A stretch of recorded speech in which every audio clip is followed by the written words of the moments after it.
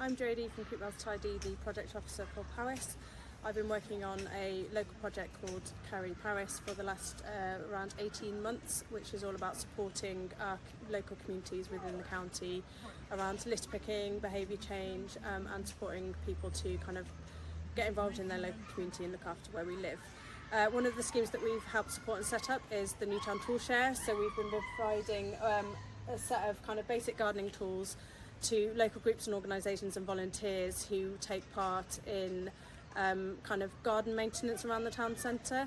And it came out of a conversation that I had with several of them that they kind of needed sort of better access to tools rather than them sitting in their home sheds or having to transport them all the time. And through the project we were able to actually supply the tools for those local groups to use. So there are 3 main groups that are using the tools, all of which have a relationship with the local town council and are maintaining beds around the town centre.